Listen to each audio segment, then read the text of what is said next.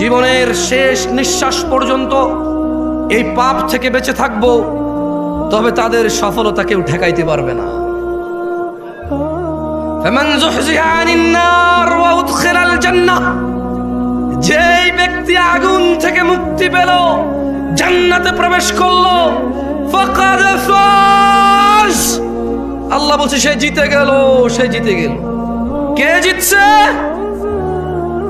কে জিতছে? যে আগুন থেকে বেঁচে গেল, জান্নাতে ঢুকলো, সে জিতছে। কে জিতছে? কে জিতছে? যে 3 গোল দিছে সে? কে জিতছে? বলেন বলেন, মুখস্থ করেন, ঠোঁটের মধ্যে নিয়ে আসেন, দেখেন না মুখের থেকে হৃদয় ঢোকে কিনা। কে জিতছে? নাকি যে ছক্কা মারছে? কে জিতছে? নাকি যে চাকরি পাইছে? কে জিতছে? নাকি যে নেতা হইছে? কে জিতছে? নাকি যে ব্যবসায়ী হইছে? কে জিতছে? যার বাপের 20 বিঘা জমি সে, নাকি যে আগুন থেকে মুক্তি পাইছে? সুসংবাদ, সুসংবাদ। কি আল্লাহ পাইছো? আমি মাঝে মধ্যে চিন্তা করি, আল্লাহ এত দয়ালু না হলে, আল্লাহ এত দয়ালু না হলে আমরা পৃথিবীতেই শেষ হয়ে যেতাম। আল্লাহ তাআলা কোরআনে বলছেন, মনোযোগ দিয়ে শুনেন, ইল্লা মান তাব, ও চোরের দলেরা, ও জানাখোররা, ও নেশাগ্রস্তরা, ও অত্যাচারীরা, ও জালেমরা, ও ইসলাম বিদ্বেষীরা, ও আল্লাহদ্রোহীরা, ইল্লা মান তাব, সুযোগ, সুযোগ, মহা সুযোগ, অফার, অফার, বিশাল অফার। ওহো, কি ঘোষণা আল্লাহ! অতঃপর যেই ব্যক্তি অন্যায়, চুরি হোক, যা হোক, নেশা হোক, জানা হোক, যে কোনো অন্যায় হোক, ইল্লা মান তাব, অন্যায় যত হোক, যে ব্যক্তি অন্যায় থেকে তওবা করলো, ফিরে আসলো, ওয়া আমানা, আল্লাহর প্রতি ঈমান আনলো, ওয়া আমিলা আমালান সালিহা, অপরাধ জমিন থেকে আসমানের মেঘমালা, অপরাধ জমিন পরিপূর্ণ হয়ে আছে, অপরাধ সাগরের অতুলনীয় জায়গায় পৌঁছে গেছে। আল্লাহ বলছে খালি ফিরে আয় রে, তোর অপরাধ কতটুকু অপরাধ, তো ফিরে আয়, মাপ চা, ঈমান আন, ভালো কাজ কর। তোর বয়স তো 70 হয়ে গেছে, 35 হয়ে গেছে, 40 হয়ে গেছে, ডেলি একটা মেয়ের সাথে শুয়েছি, ডেলি 2 লিটার মদ খাইছি, আল্লাহ ফিরে আসলে হবে? আল্লাহ বলছে, আরে শোন, যদি তুই ফিরে আসস, ঈমান আনস, ভালো কাজ করস, এগুলো তোর গুনাহ পৃথিবী সমান, ফাউলাইকা ইউবাদদিল, আল্লাহ তোর গুনাহ এগুলাকে মাপ তো করবে, সব গুনাহকে, ইউবাদদিলুল্লাহ সাইয়্যাতিহিম হাসানাত, তোর সব গুনাহকে, তোর নেকি নেই, তুই বয়স কম, মরে যাবে কিছুদিন পরে, বা তুই জানিস না 20 বছর বয়সে মরতে পারিস, তোর তো আমল নাই, তোর সব গুনাহকে আমি আল্লাহ নেকিতে পরিবর্তন করে তোর নেকির পাল্লা দিয়ে দেব। চ্যানেলটি সাবস্ক্রাইব করে আমাদের সঙ্গেই থাকুন। আমি কি একটা আমলের কথা শিখাই দেব আপনাদের, যে আমলটা আপনাকে কখনো জান্নাত থেকে মাহরুম করবে না, জান্নাতে যাবেনই যাবেন। তাহলে এটা শিখিয়ে দিয়ে এখান থেকে বিদায় নিতে পারবো, রাইট? আর কি লাগবে? আপনি কি চান আল্লাহর কাছে? আল্লাহর কাছে কি চান? কি চান? তো ওই সম্পর্কে একটু জানাই দিলে তো হলো, আর তো সারা রাত ওয়াজ করে তাহলে লাভ নাই, আমাদের মূল ঠিকানা পাই গেলে তো হইল। শিরিক করা যাবে না ভাইরা আমার। না না না, আপনাকে ভুল বলছে বক্তা।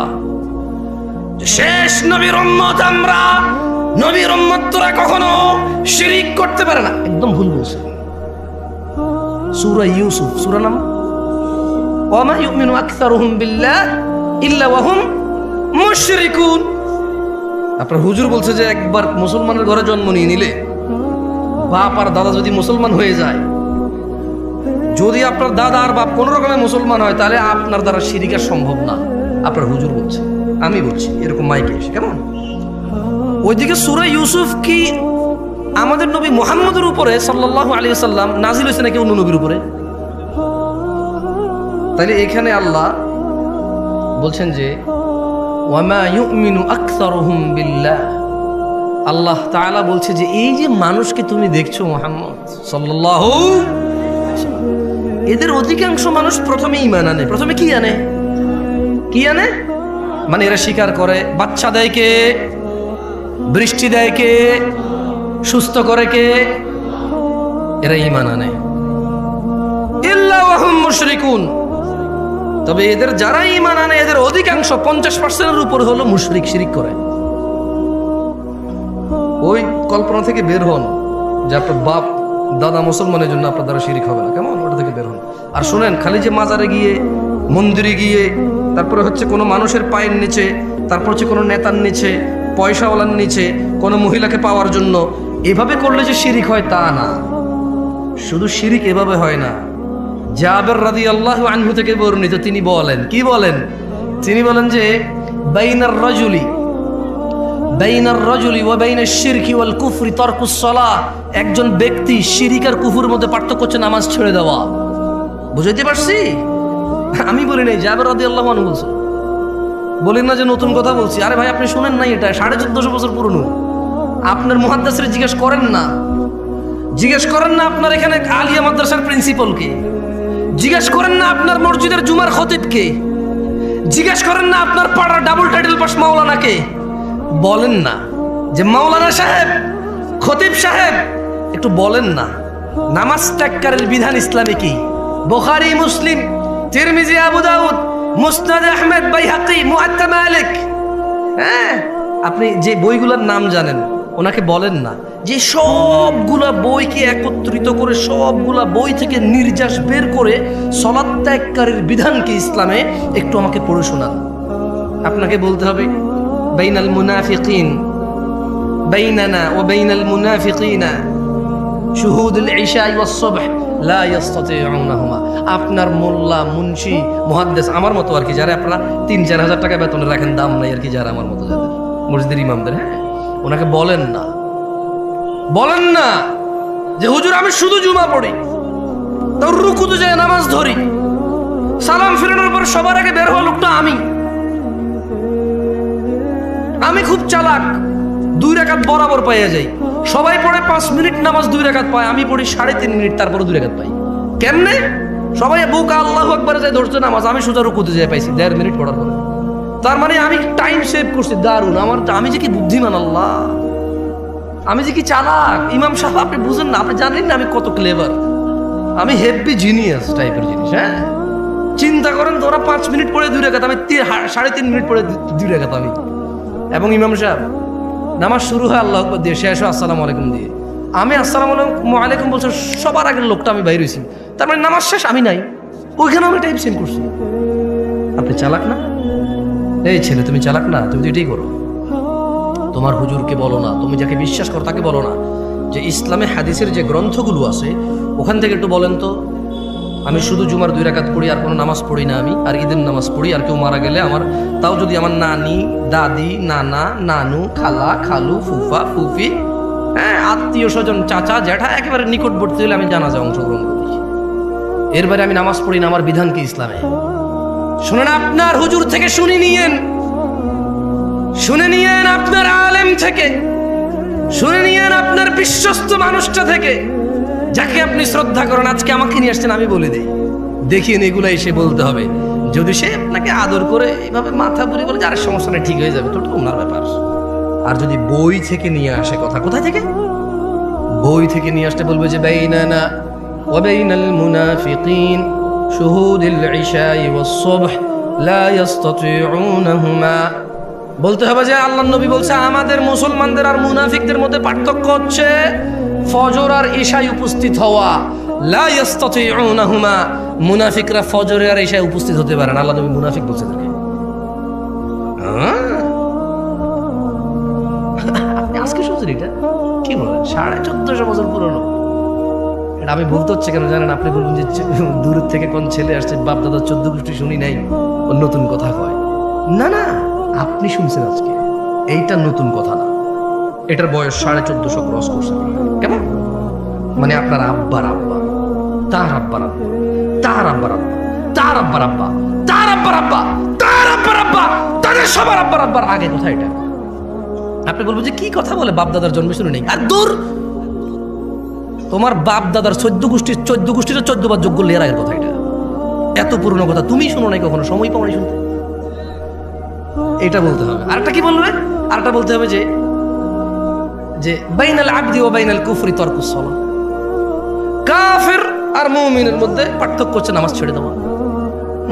এটা বলবে উনি, যদি উনি বই থেকে বলতে হয়। কেমন 90% মুসলমানের দেশ, বলো মারহাবা, বলো হ্যাঁ, বলতে থাকো। তোমার ক্ষমতা অনেক না, তুমি নিজেকে নেতা বললে নেতা, সুদর্শন বললে সুদর্শন, কবি বললে কবি, লেখক বললে লেখক, তুমিই তো তুমি তো বলো নিজেকে মুসলমান মুমিন বলো, তোমার মর্জি। কিন্তু মনে রাখবা, ইয়াউমা লা তামলিকু নাফসুন লিনাফসিন শাইআ ওয়াল আমরু ইয়াউমাইযিল লিল্লাহ। ওই দিনকে ভয় করো যেদিন কোন মানুষের কোন ক্ষমতা কোন কাজে আসবে না, একচ্ছত্র মালিকানা সিদ্ধান্ত নেওয়ার ক্ষমতা থাকবে কার? ওই দিনকে ভয় করো। ওই দিন মুসলমান বললে মুসলমান হওয়া যাবে না। আল্লাহর নবী বলে গেছে যে নামাজ ত্যাগ করে সে কুফরি করে। এখন বলবো জামশেদ মজুমদার এসে ফতোয়া দিয়েছে নামাজ ছাড়লে কাফের। আমি কখন বললাম রে ভাই? জাবের রাদিয়াল্লাহু আনহু বলছে আল্লাহর নবী বলছে যে নামাজ ছাড়ে সে কাফের। যে নিয়মিত নামাজ ছেড়ে দেয়, যে নামাজকে পরিত্যাগ করেছে, যে নামাজকে ছেড়ে দিয়েছে, যে নামাজকে নামাজের সাথে কোনো সম্পর্ক রাখলো না, নিজের সম্প্রীতি রাখলো না, কিছু রাখলো না, যে শরমে নামাজ পড়ে, জুমা না পড়লে মানসি কি করবে? আরে বেটা ভাই আমার, জুমা আর জোহর দুইটাই ফরজ। কেমন জুমার দিনের যে 2 রাকাত জুমা আর শনিবারের যে 4 রাকাত জোহর দুইটাই ফরজ। কেমন আল্লাহ আমাদেরকে বোঝার তৌফিক দান করুন। তো আপনাদেরকে এমন একটা তথ্য, ও আর একটা ওই যে বললাম বাইনার রাজুলি ওয়া বাইনাশ শিরকি ওয়াল কুফরি তারকুস সালাহ।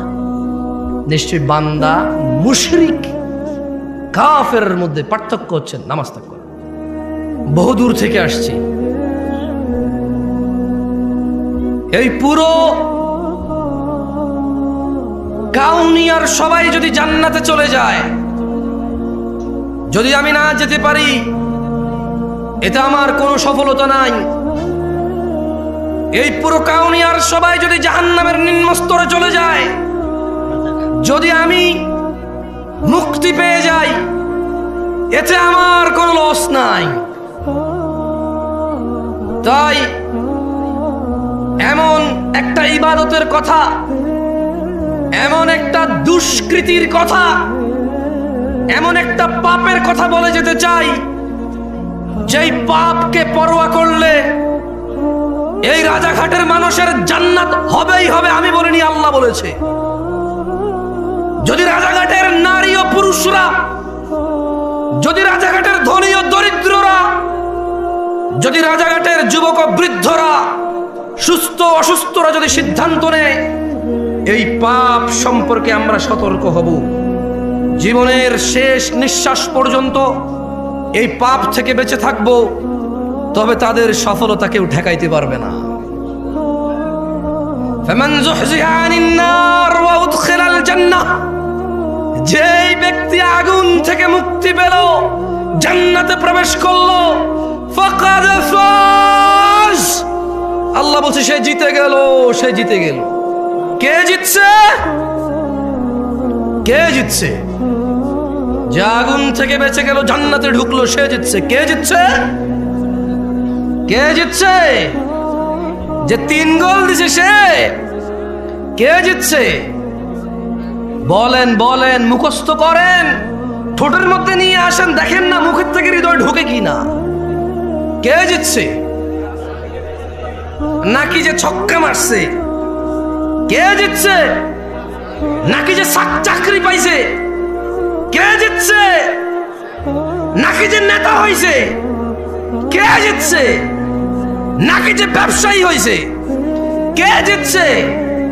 যার বাপের 20 বিঘা জমি সে, নাকি যে আগুন থেকে মুক্তি পাইছে? সফলতা আল্লাহর কাছে জান্নাত ছাড়া আর কিচ্ছু না। এই পৃথিবীতে এমন কিছু নেই যেটা পেলে আল্লাহ মানুষকে সফল বলেছে। আল্লাহ বলেছে যে আগুন থেকে রেহাই পেল, জান্নাতে প্রবেশ করলো, ফাকাদে ফাজ, সে জিতে গেল। তো ইয়া আল্লাহ, সে কত গোলে জিতলো, কত রানে জিতলো? ফাযা ফাওজান আযীমা, সে পৃথিবীতে যত শ্রেষ্ঠ, এই মানুষের জন্য যত শ্রেষ্ঠ কিছু আছে সবচাইতে বড়টা জিতছে সে। এর চেয়ে আর কিছু বড় নেই।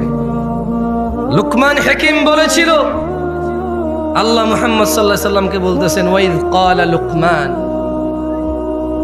আল্লাহ বলল যে আর স্মরণ করুন যখন লুকমান বলেছিল তার পুত্রকে, ইয়া বুনাই ওয়া হুয়া ইয়ালি ইবনি, তার পুত্রকে যখন সে বলেছিল ওয়া হুয়া ইয়াইদুহু, ওয়াজ করতেছিল। কি করতেছিল? কি করতেছিল? আমি কি করতেছি এখানে আজকে? গত বছর এখানে কি হয়েছে? এর আগের বছর যত হুজুর আসে কি করে এখানে? যত শ্রোতা আছে কি শুনে এখানে? ওয়াজ শুনে। লুকমান হাকিম তার ছেলেকে ওয়াজ করছে। এদেশের বাপেরা হুজুর নিয়ে এসে ছেলেকে ওয়াজ শোনায়, নিজেরা ওয়াজ করে না।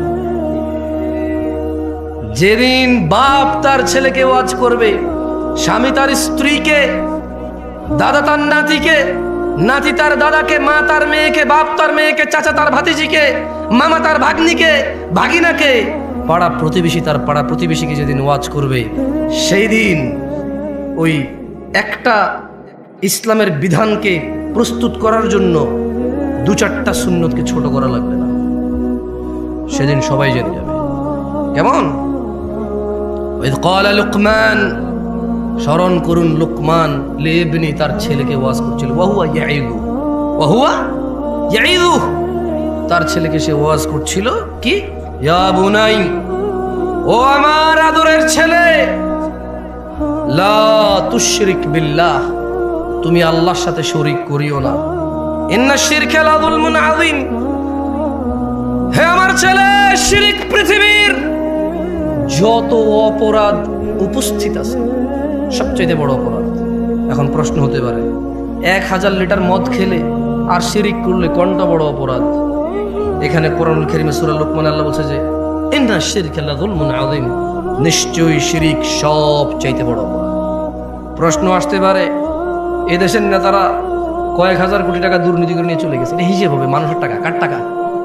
মানুষের টাকা, হিসেব আল্লাহ মাফ করবে না। যার টাকা মারছে তারা মাফ করবে তারা, যদি তারা মাফ না করে তাহলে তাদেরকে নেকি দিয়ে দিতে হবে। যদি ওই লোকের কাছে, নেতার কাছে আর নেকি নেই, তবে এই দেশের নেতাদের কাছে বহু নেকি আছে। বলেন তো কেন?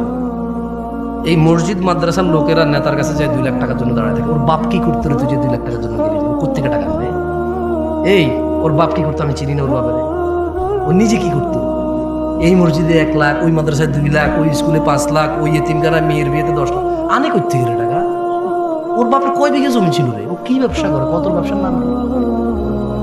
ওর কাছে যাই যা দাঁড়ায় থাকো টাকার জন্য। তো টাকা যেহেতু দিচ্ছে, যেখান থেকেই আনে, যেহেতু টাকা দিচ্ছে, এ ভাই আমি আওয়ামী লীগ বিএনপি বলছি না ভাই, চোর বদলানোর কথা আমি বলি না, কি বদলানোর কথা আমি বলি না। আমার কথা হচ্ছে যে শাসনে আছে, আল্লাহ তার মধ্যে যত কল্যাণ আছে তা আমাকে গ্রহণ করা তৌফিক দিক, তার ভিতরে যত অনিষ্টতা আছে আল্লাহ তা থেকে আশ্রয় দিক। আমি তার সাথে পাঙ্গা ঝামেলা যেতে চাই না। তার ভিতরের ভালোটাকে ব্যবহার করে সমাজকে সুন্দর করতে চাই, তাকে সংশোধন করতে চাই, তাকে বদলাতে চাই না। কি করতে চাই না? বদলাতে চাই না, কারণ আমি নামই জানি না তাকে বদলায় কাকে নিয়ে আসবো, সবাই চোখ। ঠিক আছে? তো সংশোধন লাগবে, বদলানো লাগবে না। কি লাগবে না? সংশোধন লাগবে। আল্লাহ আমাদেরকে সংশোধন হওয়া তৌফিক দান করুন। তো 2000 কোটি টাকা যদি কেউ চুরি করে বিদেশ নিয়ে চলে যায় বা দেশে রেখা দেয় বা কিছু একটা করে, তো যাদের টাকা সে মারবে আল্লাহ বলবে যে আমি মাফ করবো না। তো সে বলবে যে তোমার টাকা তুমি মেরে দিয়েছি, কি করবো? সে লোক বলবে যে নেকি দাও। তো এখন এই যে মসজিদে 2 লাখ দেয়, মাদ্রাসায় 2 লাখ দেয়, এতিম বাচ্চাদের বিয়ে করা, দেখলো ভালো কাজ নাকি খারাপ কাজ? পাহাড় সমান নেকি থাকবে না তার কাছে, কারণ সে প্রচুর দান করে। কি করে? ও এখানে আরেকটা কথা বলা ভালো, যদি সুনামের জন্য, দানবের জন্য দান করে তাহলে নেকি ওটাই নাই, ওটা রিয়া হয়ে উল্টো ওটা একটা গুনায় পরিণত হবে। কেমন? আর যদি মন মানসিকতা ভালো হয়, একটু মন নরম, ভালো মন মানসিকতা, একটা এতিম বাচ্চা বিয়ে করে দিচ্ছে, যা কিছু টাকা দাও হয়ে যাক, অথচ টাকাটা কিন্তু সে চুরি করে, ডাকাতি করে, বদমাইশি করে, কিছু হালাল আছে কিছু হারাম আছে মিশ্রিত। কেমন? কিছু হালাল কিছু, ওটা সরি নেতা বলবো না, ওটা ব্যবসায়ীরাও করে। 2 নাম্বার 4 নাম্বার 6 নাম্বার মালামাল বিক্রি করে নাকি করে না? গ্রামের মোড়লে করে, ওটা কিন্তু নেতা না। আপন বড় ভাইয়ে করে, রাস্তার জমি নিজে নিয়ে ছোট ভাইকে ওই পিসের জমি দিয়ে দেয়, বোনের সাথে ভাইয়ে করে। তো আমি আসলে শুধু নেতা বলবো না, আমি আসলে আমরা মানুষ, এই সমাজের মানুষগুলো আমরা খারাপ। ভাই হিসাবে ভাইয়ের সাথে খারাপ, ভাই হিসাবে বোনের সাথে খারাপ, ছেলে হিসাবে বাপের সাথে খারাপ, নেতা হিসেবে সমাজবাসীর সাথে খারাপ, ব্যবসা হিসেবে কাস্টমারের সাথে খারাপ, স্বামী হিসেবে স্ত্রীর সাথে খারাপ, বাপ হিসেবে ছেলের সাথে খারাপ। এটা হচ্ছে আমাদের স্বভাব, বুঝে আসছে? তো আসলে কোনো একটা লোককে এইভাবে দোষ, মানে নেতা হয়েছে এই জন্য দোষ, এটা না। আসলে আমাদের স্বভাবগত যাতে এই দেশের মানুষের আমরাই খারাপ, বুঝে আসছে না আসলে আপনার? তো এখন ইন্না শিরকা লাযুলমুন আযীম, লোকমান বলছে যে ছেলে তুমি আল্লাহর সাথে শিরিক করিও না। কেন? বলো যে শিরিক সবচেয়ে পৃথিবীর বড় অপরাধ। তো এখন যদি আপনি প্রশ্ন করেন কত বড় অপরাধ, 1,00,000 কোটি টাকা যদি মারিয়ে দেওয়া হয়, এটা কিয়ামতে আল্লাহ মাফ না করলে, এ হলো চোর যে টাকা মারছে, এ হলো যার সম্পদ তারা, বা সে একক বা তারা অধিক, এর যত নেকি আছে একে দিতে হবে। দিতে দিতে আর নেকি নেই, কিন্তু লোক বাকি আছে। এখন এই পৃথিবীতে এমন একটা মানুষ আছে যার গুনাহ নাই? আছে? একটা মানুষ কি পাওয়া যাবে যার গুনাহ নাই?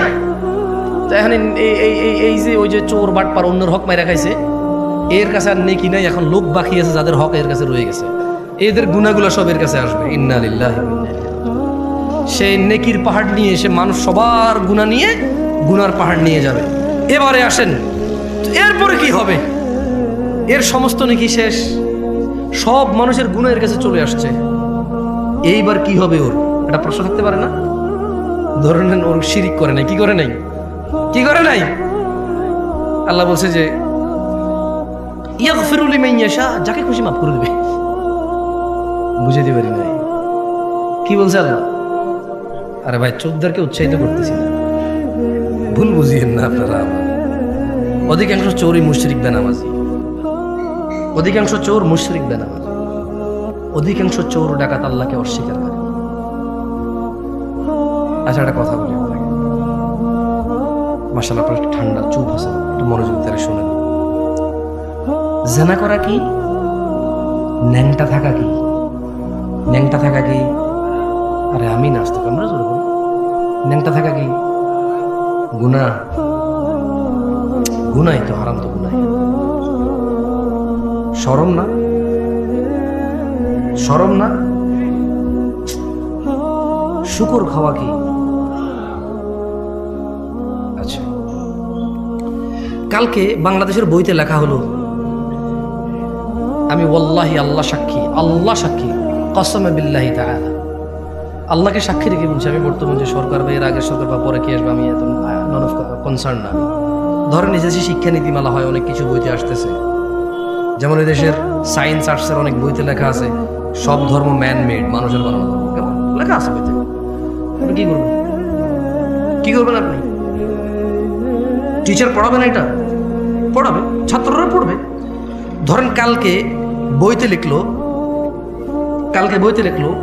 বছরে একটা দিন আমরা নির্ধারণ করব, ওই দিনের নাম দিব আমরা দুঃখ ভোলা দিবস। কি ভোলা দিবস দিব? আরে ভাই, যারা মাতাল তারা সবাই কয় কেন খায়? কয় দুঃখ ভোলার জন্য খায়। বুঝতে পারছি না পারি নাই? এটা সিগারেট খোর পর্যন্ত সিগারেট খায় দুঃখ ভোলার জন্য। কি বলার জন্য? দুঃখ ভোলার জন্য। তো ধরেন এরকম একটা দিবস চালু হলো তর্কের খাতিরে, যে বছরে একদিন আমরা সবাই সুন্দর করে সেজে গুজে মেয়ে ছেলে একাকার হয়ে আমরা দুঃখ ভোলা দিবস পালন করব। ধরেন টিচাররা এটা শিখাবে, বাচ্চারা বলো তো দুঃখ ভোলা দিবস কোন দিন? আমরা বললাম অমুক দিন। এরপর আমরা সবাই আইলাম, বাপের থেকে 2, 4, 500, 1000 যেই টাকা বিয়ার পাওয়া যাবে, মদ পাওয়া যায়, সবাই 1 বোতল 2 বোতল করে নিয়ে আইলাম। নিয়ে আয়া আমরা সবাই একসাথে হইলাম, হয়ে আমরা কি পালন করব? দুঃখ ভোলা দিবস। আপনি আপনার বাচ্চাকে মদ কিনে দিবেন? দিবেন না? কেন? কেন? ও আচ্ছা, মাশাআল্লাহ, ইউ কেয়ার অ্যাবাউট দ্য হারাম। আপনি হারাম সম্পর্কে পরোয়া করেন? জাযাকুমুল্লাহ খায়র।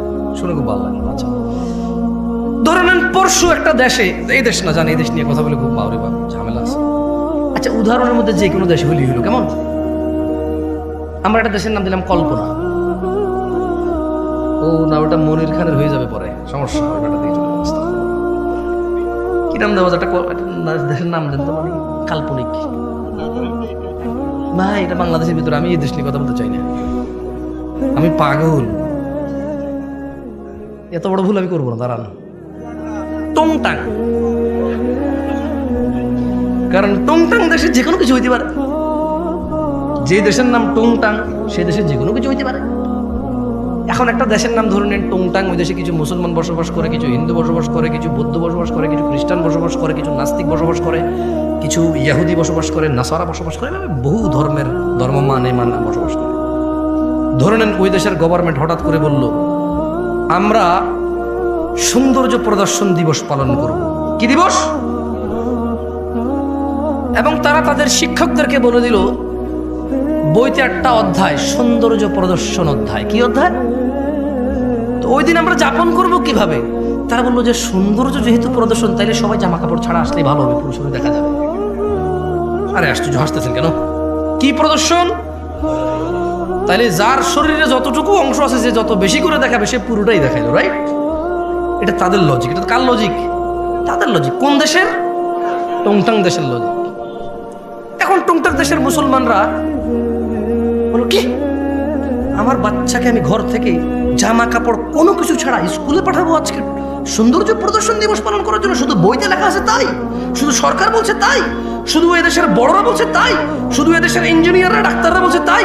এদেশের যাদের ক্ষমতা আছে তারা, এদেশের যারা পয়সাওয়ালা তারা, যারা সুন্দর করে ক্লিন শেপ করে হাঁটে তারা, যাদের they look so handsome, that's why তাদেরকে দেখতে খুব হ্যান্ডসাম দেখা যায়, এই জন্য আমি তাদের কথা মেনে নেবো। আমার বাচ্চাকে আমি ন্যাংটা পাঠাবো?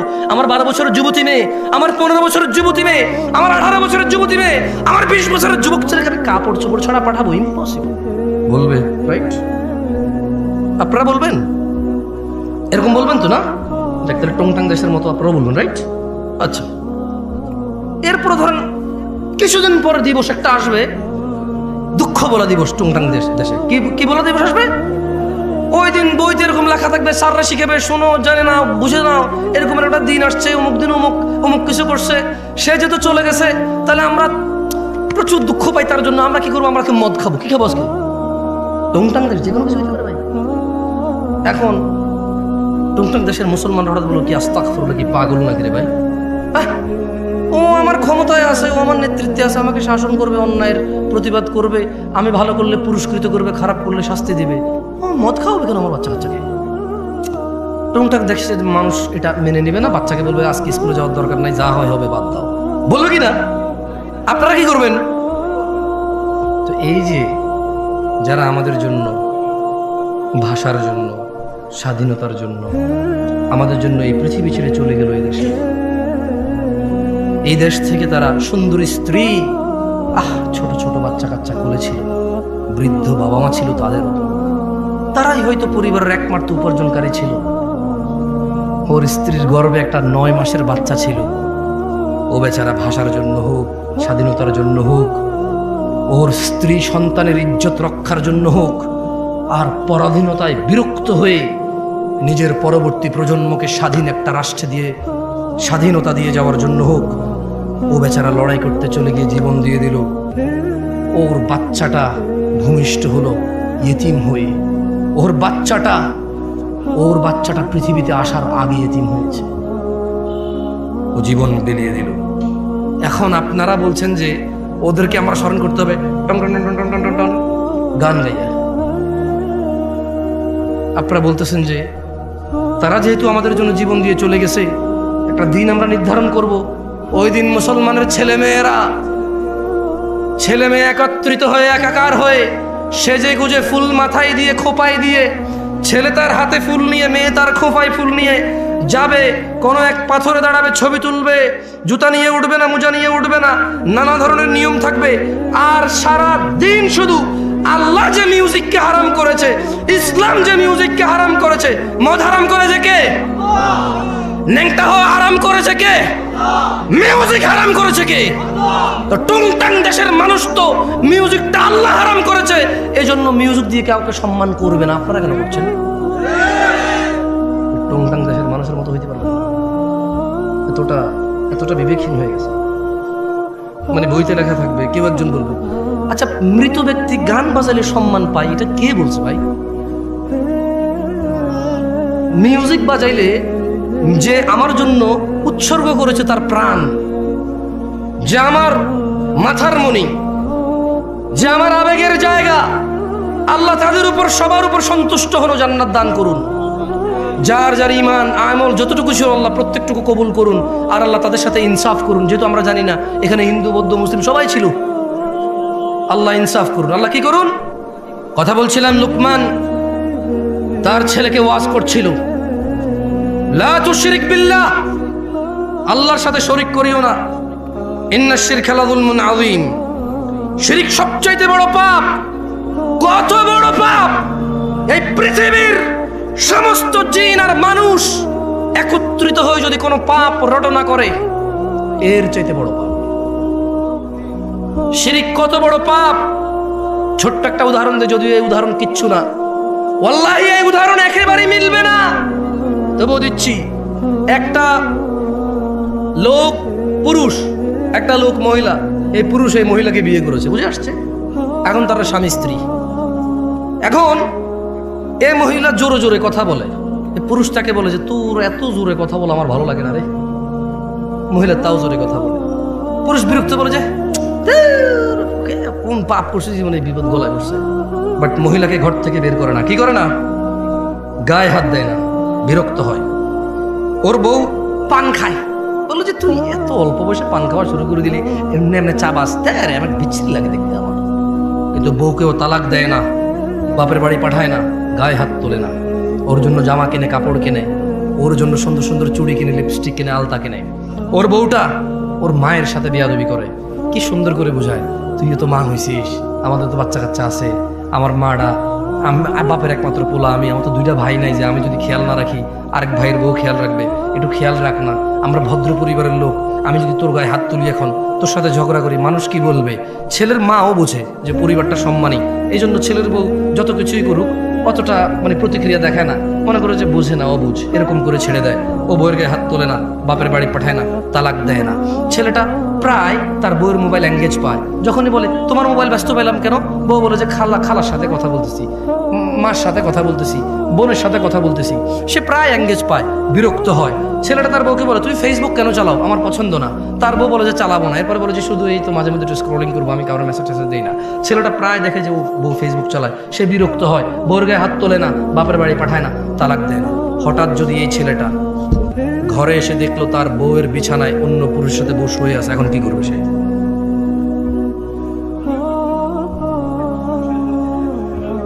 কেন রাগে মেরে ফেলবে কেন? ও কি ইসলাম বোঝে না? ও তো মুসলমান ছেলের কথা বলতেছি আমি। তুমি কোন ছেলে, তুমি কোন ধর্মের ছেলে? ইসলামে কোন মহিলা পুরুষ ধরা পড়ে গেলে মেরে ফেলার তোমার বিধান আছে? সরকার মারবে? কে মারবে? কে মারবে? বিবাহিত মহিলাকে পাথর মেরে মেরে রজম করবে কে? জেনাকারী কে রজম করবে? কে রজম করবে? তুমি তো গায়ে হাত দিতে পারো না, তুমি ধর্ম বুঝো না। তো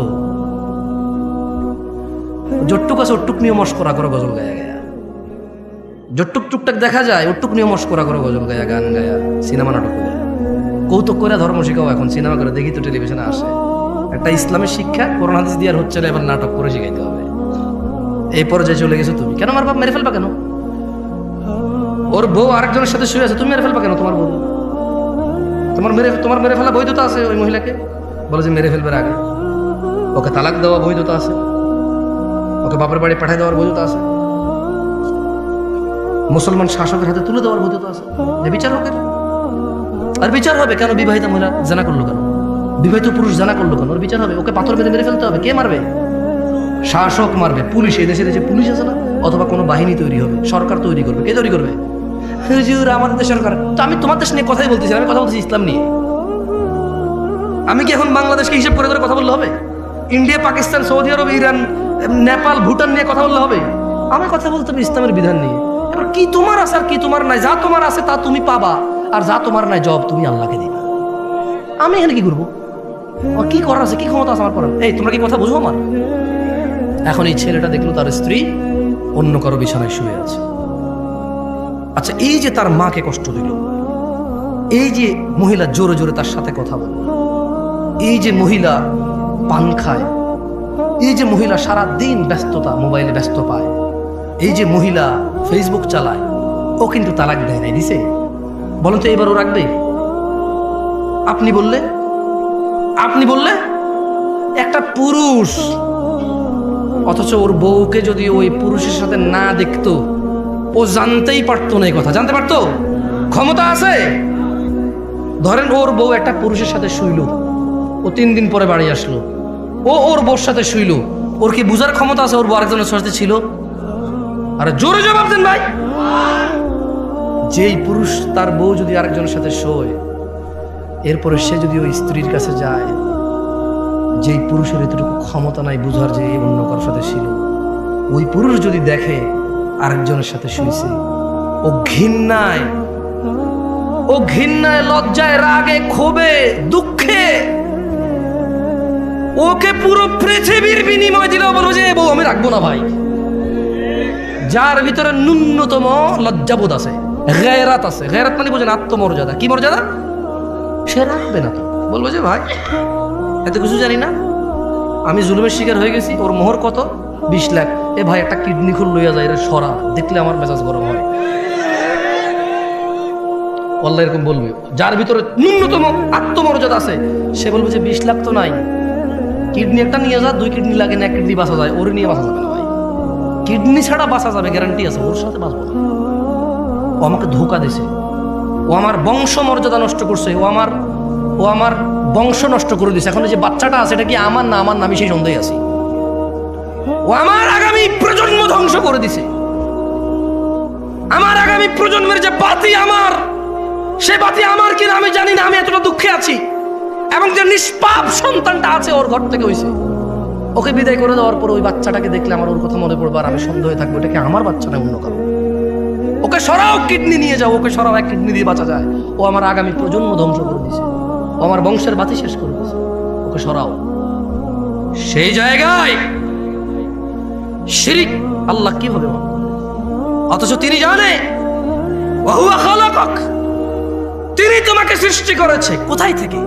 এক বিন্দু তুচ্ছ পানি থেকে, যেটা তোমার বাপের পাজরের হাড়ে ছিল, এই পিছনের হাড়ে ছিল যে পানিটা, ধাক্কা দিয়ে যে পানিটা বের হয়, যে পানিটা যে কারো হাতে লাগলে গোসল করতে হয়, এভাবে ঘিন ঘিন করে টিস্যু দিয়ে মুছে ফেলবে, এমন তুচ্ছ পানি হতে তোমাকে সৃষ্টি করছে। তুমি তো মনে করো তুমি জোয়ান, তোমার বাপ জোয়ান ছিল না, তুমি মনে করো তুমি জোয়ান থেকেই যাবা, ছোট ভাই আমার, তুমি আর বৃদ্ধ হবা না, খবরদার।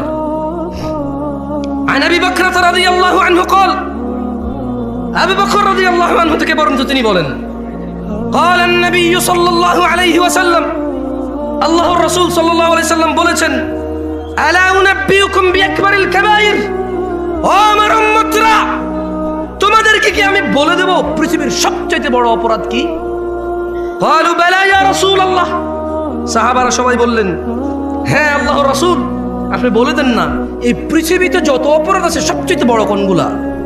উনি বললেন সালাসান, 3 বার আল্লাহ নবী বলল, আমি কি তোমাদের বলে দেব পৃথিবীর বড় অপরাধ কোনটা? আবার বলল, আমি কি তোমাদের বলে দেব না পৃথিবীর বড় অপরাধ কোনটা? আবার বলল, আমি কি তোমাদের বলে দিব না এই পৃথিবীর সবচেয়ে বড় অপরাধ কোনটা? 3 বার বললেন। সাহাবারা বলল, হ্যাঁ আল্লাহ নবী সাল্লাল্লাহু আলাইহি সাল্লাম বলে দেন। বলেন, আল ইশরাকু বিল্লাহ, পৃথিবীর সবচেয়ে বড় অপরাধ আল্লাহর সাথে শিরিক করা। ওয়া উকুকুল ওয়ালিদাইন, দ্বিতীয় বড় অপরাধ বাবা মায়ের অবাধ্য হওয়া। ওই যে মহিলাটা চিকন হ্যাংলা পাতলা 50-55 বছরের বৃদ্ধা, ওই যে পুরুষটা এখন কোনো কাজ নাই, একটা পাঞ্জাবি আর লুঙ্গি পরে এরকম ওয়াজ মাহফিলে যায়, কোনার দোকানে গিয়ে 2 কাপ চা খায়, আবার ঘরে চলে আসে, ওকে কোথাও ডাকা হয় না, ওকে কেউ 5 পয়সার দাম দেয় না। এই তুচ্ছ এই হ্যাংলা পাতলা বুড়ার বুড়ি, আল্লাহর নবী বলছে, এই বুড়া বুড়ির যদি তোমার মা বাপ হয়, ধাক্কা দিলে পড়ে যাবে যে লোকটার এখন চাকরিও নাই, ব্যবসাও নাই, তুমি যদি ওকে উপার্জন করে না চিকিৎসা করাও, না খাওয়াও, ও বেচারা অসুস্থতায় ভুগবে, ক্ষুধায় ভুগবে। এমন দুর্বল একটা মানুষ, আল্লাহর নবী বলল যে পৃথিবীর বড় অপরাধ ওয়া উকুকুল ওয়ালিদাইন, এই পৃথিবীতে সবচেয়ে বড় অপরাধ শিরক। কি? তারপরের অপরাধ হচ্ছে বাপ মায়ের অবাধ্য হওয়া। তুমি তো বলো হুন্ডা না কিনে দিলে ঘর কোপায় ফেলবা ভাই আমার, তুমি বলো তোমার বাপকে হুন্ডা না কিনে দিলে ঘর কোপাবা, তুমি বলো তোমার বাপকে জন্ম দিছস কর্ম দিস না, কা বই পড়ে শিখে এগুলো না, পাগল ছেলে। ওর ক্ষমতা কত জানো? এই যে বুড়া লোকটা যারে তুমি বলো যে আপনি কিচ্ছু বুঝেন না, শুধু শুধু কথা বাড়ায় না এই জায়গায়, ওর ক্ষমতা জানো? এই যে তুমি যে জান্নাত, মানে যেখানে না গেলে আগুনে জ্বলবা, হ্যাঁ, এই জান্নাতে যে দরজা দিয়ে ঢুকবা না, এই বুড়া লোকটা, এটার চৌখাট, চৌখাট, এটা কি চৌখাট, এটা নাই মানে দরজাই নাই, এটা নাই মানে কি দরজাই। বোঝো ওর ক্ষমতা, ওর ক্ষমতা বোঝো। নেতার সাথে লাগবা, একবারে পিটায় সোজা করে দিবে, ভয় তুমি সুন্দর ব্যবহার করো। কোন প্রশাসনের সাথে লাগবা, মামলা মোকদ্দমায় ফেসে যাবা। ব্যবসায়ীর সাথে লাগবা, ও টাকা টোকা খরচ করে এমন বানান দিবে, এমন ট্র্যাপে ফেলবে, জীবনে মুখ দেখাইতে পারবা না, তোমার ঘরে মহিলা ঢুকাই দিবে। আর এই যে বুড়া লোক কি করতে পারবে জানো? জান্নাত থেকে তোমার এমন লাথি মারে বের করে দিতে পারবে। তুমি জানোই না এর ক্ষমতা কত। এই বুড়া লোকটা তোমার অনন্ত জীবনের সুখ কেড়ে নিতে পারে, এত ক্ষমতা তার। মামলায় জেলে গেলে 60 বছর পচবা, অমুক ব্যবসায়ীর সাথে লাগে গেলে 50 বছর ভুগবা, সে মারা যাবে বা তুমি মারা যাবা, ম্যাটার সলভ, ক্লোজ।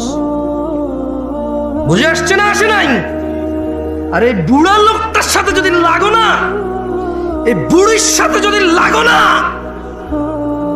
অনন্ত জীবন, যেখানে আর মৃত্যু হবে না, ফিনিশ। ধাউ ধাউ আগুন, নাজ্জাআতাল লিশ-শাওয়া, যে আগুন মানুষের চামড়া খসে দেবে, এমন আগুনে ঢুকে ও ফেলে দেবে। কে ফেলবে? এ বুড়া লোক, যারা তুমি 5 আনার দাম দাও না। আব্বা আমাদের বড় ভাইরে এটা করছেন, ওটা করছেন, আমার দেন নাই। আব্বা আমরা সবসময় ছোট বলার দিকে টানেন। আব্বা আপনি কি করছেন, অমুক দেখেন তার পোলারে কি দিছেন, আপনি কি দিছেন। কার সামনে কথা বলো, তুমি চিনোই নাই, তুমি কি করো নাই, চিনোই নাই। হ্যাঁ, ও হিন্দু হলো, তুমি বিশ্বাস করো, তোমার বাপ যদি হিন্দু হয়, তোমার বাপ যদি বৌদ্ধ, খ্রিস্টান, ইহুদি, নাসারাও হয়, তুমি না, তোমার আব্বা যদি বলে যে আল্লাহর সাথে শিরিক করে, বলতে হবে যে আব্বা আমি এক আল্লাহ ছাড়া করে, আব্বা আমার জোর করে। ইব্রাহিম আলাইহিস সালাম একজন নবী, খলিলুল্লাহ, রাসূল, সুবহানাল্লাহ। উনি মিথ্যা কথা বলছে, চিন্তা করেন, তারপর বাপের সাথে বিয়ে করতে পারে নাই। বাপে বলছে যে ইব্রাহিম আসো আমরা পূজা করি। ইব্রাহিম আলাইহিস সালাম হঠাৎ করে বলেছে, আব্বা আমার খুব খারাপ লাগতেছে। কি লাগতেছে? আব্বা আমি অসুস্থ ফিল করতেছি, আমার যাইতে ভালো লাগতেছে না। বাপ বললো যে ঠিক আছে, যেহেতু অসুস্থতা ফিল করতেছে, বাদ দাও। ওহি পাঠায় কে? উনি খলিলুল্লাহ, আল্লাহর বন্ধু। কার বন্ধু? আল্লাহর বন্ধু। উনার ওরস মানে উনার জন্মে একটা ছেলে আসছে, যার পানি লাগতো, কান্নাকাটি করতেছিল। সুবহানাল্লাহ, আল্লাহ জমজম দিয়ে দিছে ওখানে। কি দিছে? মানে ইব্রাহিম আলাইহিস সালাম কে ভাই? ছোট ভাই আমার, তুমি ইব্রাহিম আলাইহিস সালামের পরিচয় জানো? আরে না, তুমি জানো না তো। আরে তুমি জানো না ইব্রাহিম আলাইহিস সালাম কি, কে? উনি ওনার স্ত্রী আর সন্তানকে রেখে মরুভূমিতে চলে গেছে। স্ত্রী সন্তানের জন্য আল্লাহ খলিল, ইব্রাহিম আলাইহিস সালাম আল্লাহর বন্ধু। বন্ধুর বউ বাচ্চা কষ্ট পাচ্ছে, আল্লাহ ওখানে জমজম দিল। কি এতে খাদ্য আছে, পানিও আছে। মানে তুমি কলা খেলে যেরকম খাদ্য হয়, ভাত খেলে যেরকম খাদ্য হয়, পানি খেলে যেরকম 30টা মেটে পানি হয়, জমজমের পানিতে খাদ্যের গুণাগুণ আছে, পানির গুণাগুণ আছে। বুঝছো? মানে কারণ তো মরুভূমি তো কিচ্ছু নাই, তো এই পানি খেয়ে বেঁচে থাকতে হবে।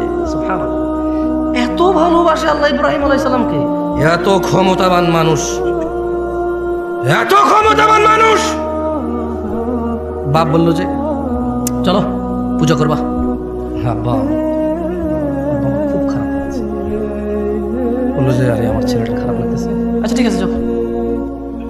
তুমি বুঝছো?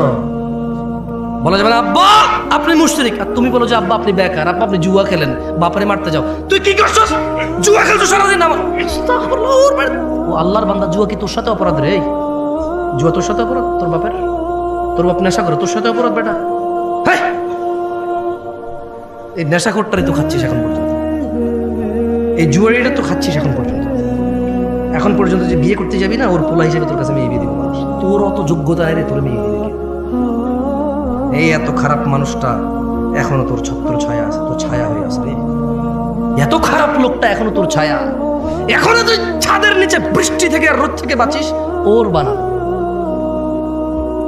এখনো যে অমুক জায়গায় ঘুষে দিয়ে আমাকে দাঁত ভেঙে ফেলছিস, কার ছেলে? অমুকের।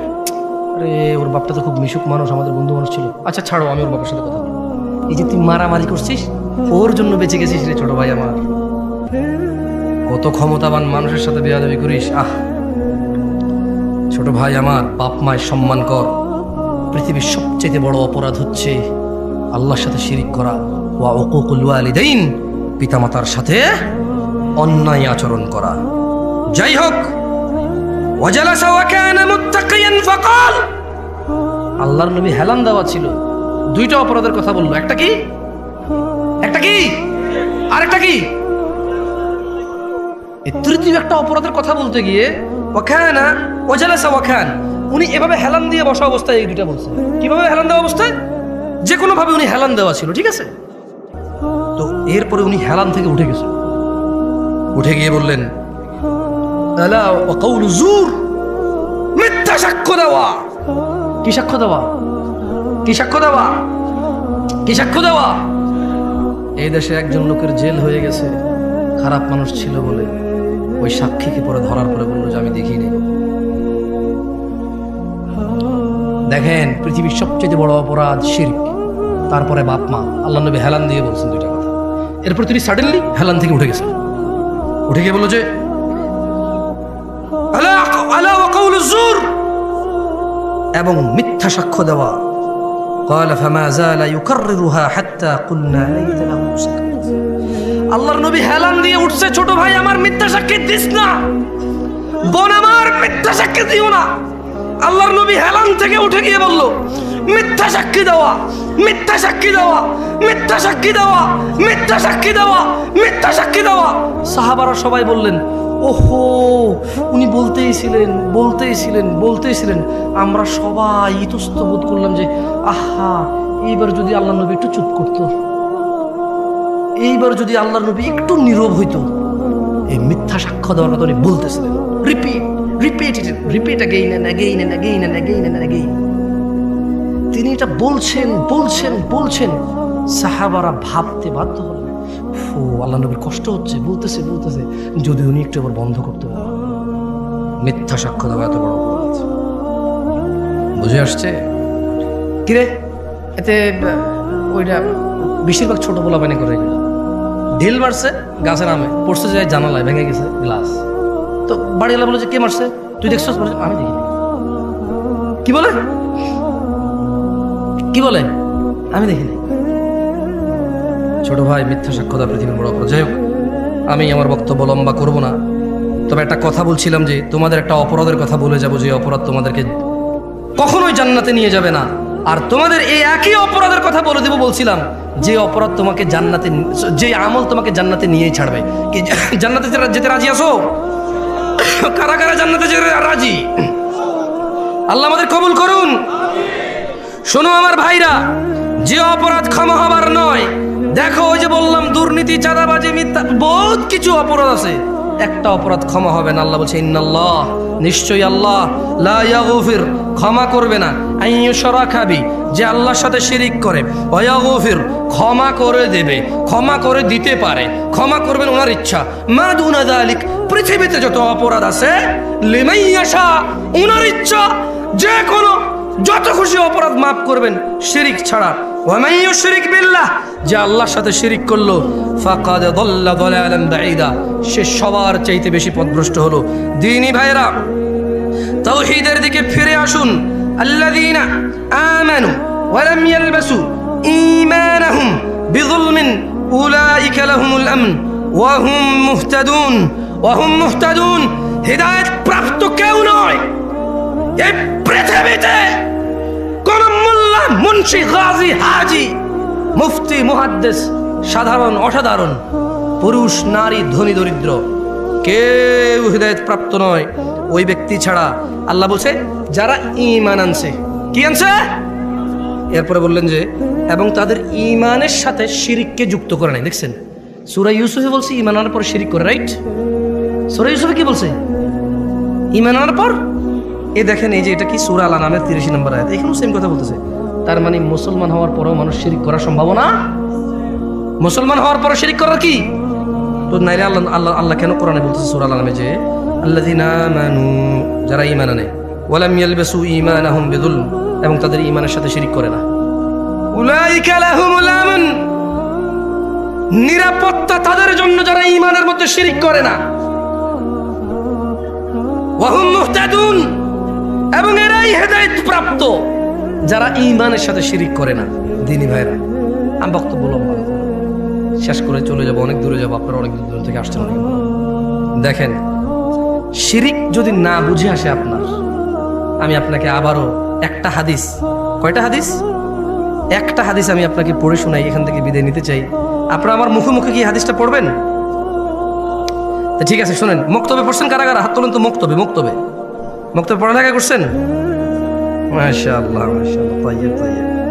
শোনেন, বলেন আন, জোরে, আন সাঈদ ইবনুল মুসাইয়িব রাদিয়াল্লাহু আনহু আন্না রাসূলুল্লাহ সাল্লাল্লাহু আলাইহি ওয়াসাল্লাম قال, বলেন সাঈদ ইবনুল মুসাইয়িব রাদিয়াল্লাহু আনহু থেকে বর্ণিত, তিনি বলেন আল্লাহর রাসূল বলেছেন সাল্লাল্লাহু আলাইহি ওয়াসাল্লাম। আমি গজল বেশি একটা পছন্দ করি না, কেন জানেন?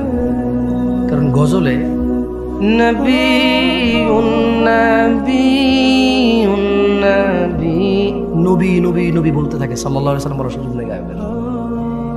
গায়কের কি বলার সুযোগ নাই? কারণ সুর মিলাতে চাইলে সুর পাল্টে যাবে। কি পাল্টে যাবে? আচ্ছা, এখানে তো আলেম ওলামারা আছেন, বলুন তো আল্লাহ নবী সাল্লাল্লাহু আলাইহি ওয়াসাল্লামের নাম আসলে দুরূদ পড়তে হয় কিনা? হয় কিনা? নাকি গজলে মাপ আছে, গানে মাপ আছে, ওয়াজে মাপ আছে, বৈঠকে মাপ আছে, ঝগড়ায় মাপ আছে? না, আল্লাহ নবীর নাম আসলে আলাইহিস সালাম, মিনিমাম কি বলতে হবে? আলাইহিস সালাম। মিনিমাম কি? ধরেন সাল্লাল্লাহু আলাইহি ওয়াসাল্লাম, অনেক বড় হয়ে যায় না? একবারে বলতে পারতেছেন না, লিস্ট বলতে হবে মুহাম্মদ আলাইহিস সালাম, মানে মুহাম্মদ, ওনার উপরে দুরূদ বর্ষিত। বুঝে আসছে? তো এই জন্য আসলে আমার অনেক সময় গজল ভালো লাগে না শুনতে, বিরক্ত লাগে শুনতে। কারণ আল্লাহ রাসূল সাল্লাল্লাহু আলাইহি ওয়াসাল্লামের নাম এতবার বলে বলে বলে, বাকিরাও মাথা নাড়ায়, শ্রোতাও বলে না, গায়কও বলে না, কেউ বলে না। সুযোগই নেই, কারণ পরে সুরই মিলবে না। পরে কি মিলবে না?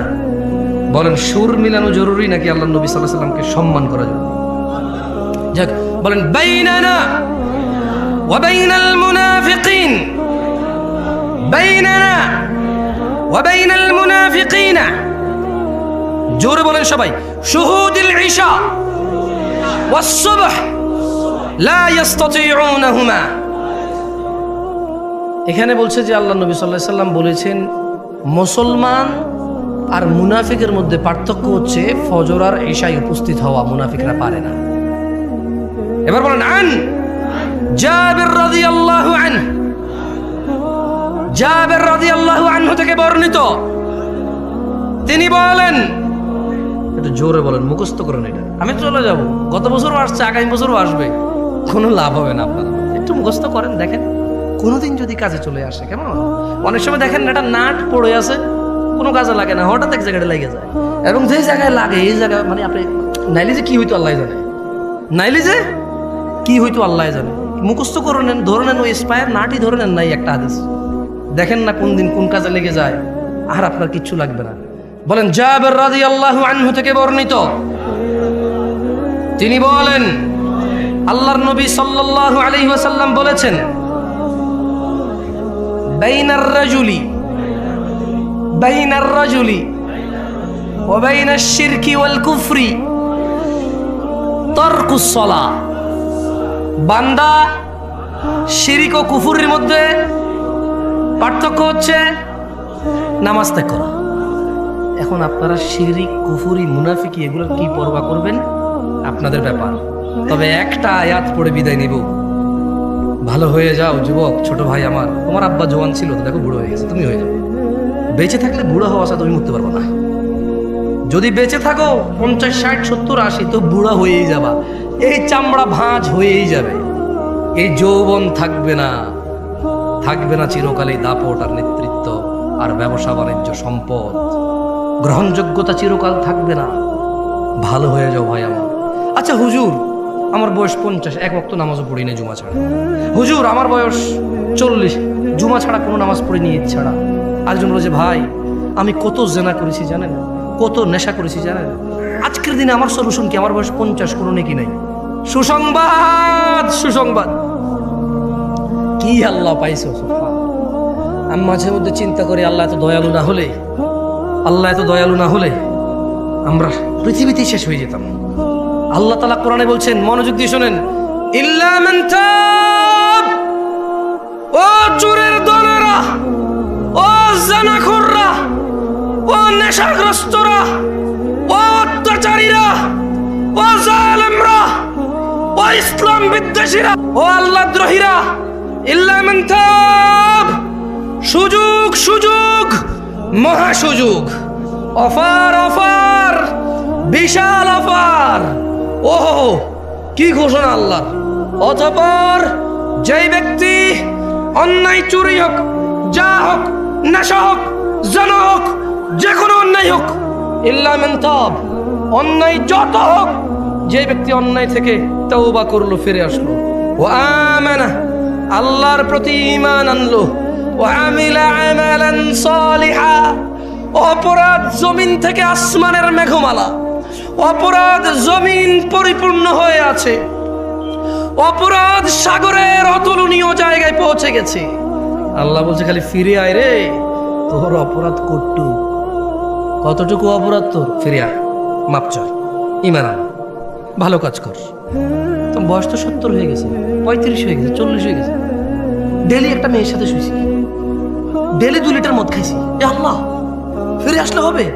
আল্লাহ বলছে, আরে শোন, যদি তুই ফিরে আসস, ঈমান আনস, ভালো কাজ করস, এগুলো তোর গুনাহ পৃথিবী সমান, ফাউলাইকা ইউবাদদিল, আল্লাহ তোর গুনাহ এগুলাকে মাপ তো করবে, সব গুনাহকে ইউবাদদিলুল্লাহ সাইয়্যাতিহিম হাসানাত, তোর সব গুনাহকে, তোর নেকি নেই, তুই বয়স কম, মরে যাবে কিছুদিন পরে, বা তুই জানিস না 20 বছর বয়সে মরতে পারিস, তোর তো আমল নাই, তো তোর সব গুনাহকে আমি আল্লাহ নেকিতে পরিবর্তন করে তোর নেকির পাল্লা দিয়ে দেবো।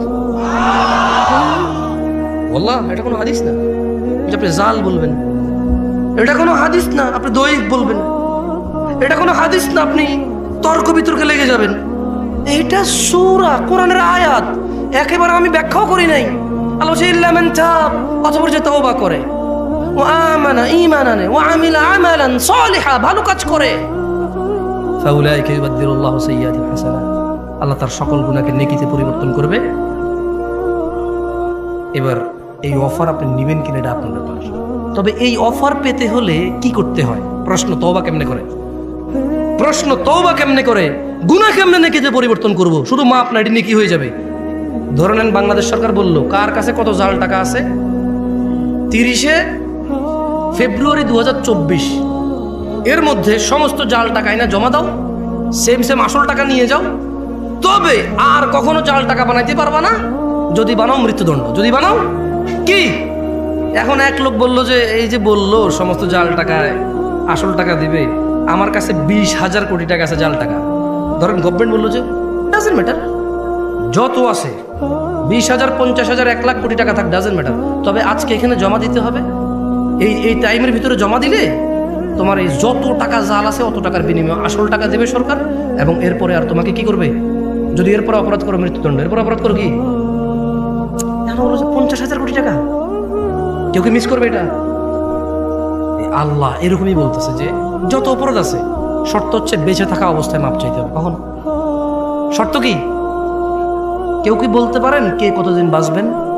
আমি পারি না। ভাই, আপনি বলতে পারেন কতদিন বাঁচবেন? তুমি? আরে কি ডিজিটাল দেশে কেউ জানে না কবে মরবে। আফসোস, তো কি শিখলা?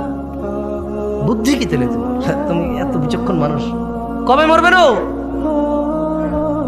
একটু পরে সম্ভব হতে পারে, একটু পরেই হয়ে যেতে পারে, এখানে বসা অবস্থায় হতে পারে, এই বক্তা এখানে দাঁড়ানো অবস্থা হইতে পারে, এই শ্রোতা এখানে বসা অবস্থা হইতে পারে মৃত্যু। তো এই যে সমস্ত গুণাকে নেকিতে পরিবর্তন করার একটা শর্ত আছে, কি? সবগুলা গুনাহ যা হয়ে গেছে এই এখন বলতে হবে, এখন আস্তাগফিরুল্লাহ, আল্লাহ মাফ করেন, আমি আর কোনোদিন গুনাহ করব না। যদি গুনাহ করি আপনি তো জানবেনই, আপনার সাথে কি লুকাই গুনাহ করতে পারবো নাকি, তবে আমার সব গুনাহ আপনি মাফ করে দেবেন, আমি আর গুনাহ করবো না। বাস মৃত্যু পর্যন্ত আপনি তৌফিক দেন যাতে আপনার উপরে ঈমান রেখে ভালো কাজ করে মরে যাই, আর খারাপ কাজ করবো না। এই আল্লাহ বলছে সব নেকি হয়ে যাবে। এখন আপনাদের সিদ্ধান্ত ভাই, আমি তো আপনাদের আসলে কিছু দিতে পারবো না, আপনাদেরকে ফু দিয়ে পারবো, বলে যেতে পারবো। আকুলু কওলি হাযা ওয়াস্তাগফিরুল্লাহ লি ওয়ালিসাইরিল মুমিনিন ফাস্তাগফিরুহু ইন্নাহু হুয়াল গফুরুর রহিম। আমি আল্লাহর কাছে আপনাদের সকলের জন্য এবং আমার জন্য ক্ষমা চাই। আল্লাহ আমাদের সবাইকে মাফ করুন। আপনারাও আপনাদের জন্য মাপ চাইেন আল্লাহর কাছে, আমিও আমার জন্য আল্লাহর কাছে মাপ চাইব। সুবহানাকাল্লাহুম্মা ওয়া বিহামদিকা আশহাদু আল্লা ইলাহা ইল্লা আনতা আস্তাগফিরুকা ওয়া আতুবু ইলাইক।